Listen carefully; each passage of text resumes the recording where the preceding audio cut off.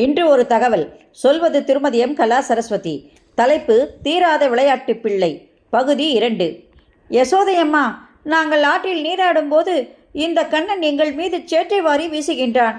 ஆற்றங்கரையில் உள்ள எங்கள் வளையல்களையும் சேலைகளையும் எடுத்துக்கொண்டு ஓடிவிடுகின்றான். நாங்கள் கெஞ்சி கேட்டும் தரமறுக்கின்றான் என்று நயவஞ்சகமாக தாய் யசோதையிடம் கண்ணனை பற்றி கன்னிப்பெண்கள் முறையிடுகின்றனர்.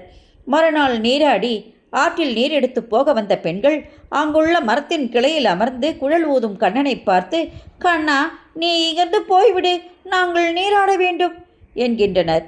இந்த இடம் உங்களுக்கு மட்டும் சொந்தமில்லை, நான் இங்குதான் இருப்பேன். கண்ணன் உரிமை கொண்டாட மற்றொரு பெண் சிரித்தபடி, வாருங்கடி, இவன் சிறுவன் தானே, அவன் பாட்டுக்கு இருந்துவிட்டு போகட்டும், நாம் பாட்டுக்கு நீராடுவோம் என்று கூறி தன் சேலைகளையும் அணிகலன்களையும் களைந்து கரையில் வைத்துவிட்டு அவர்கள் நீராடும் போது ஆற்று நீரை அள்ளி அள்ளி சும்மா இருந்த கண்ணன் மீது வீசுகின்றனர்.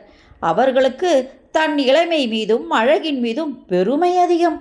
எனவே சிறிது நேரம் நீரில் விளையாடி கண்ணனை வம்பிழிக்கின்றனர். கண்ணா, எங்களில் யார் அழகு?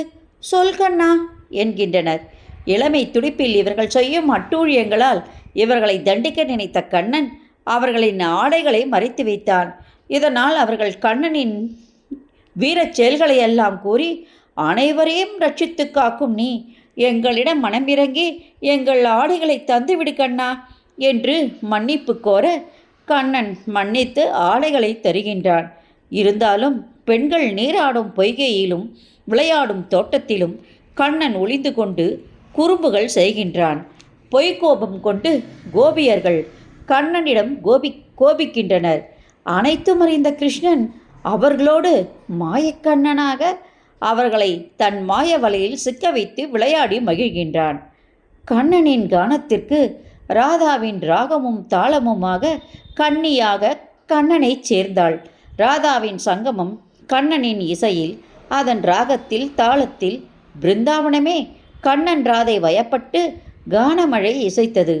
எங்கும் ஆனந்தம், எதிலும் ஆனந்தம், ஆனந்தம், ஆனந்தம், ஆனந்தமே. ஆனந்தனவன் ராதையோடு சேர்ந்த நேரம் ஆனந்தமே. நன்றி, வணக்கம். இந்த ஆடியோ வீடியோ உங்களுக்கு பிடிச்சிருந்ததுன்னா நீங்கள் லைக் பண்ணுங்கள், ஷேர் பண்ணுங்கள். கொளத்தூர் பாபா டெம்பிள் சேனலுக்கு நீங்கள் சப்ஸ்கிரைப் பண்ணுங்கள்.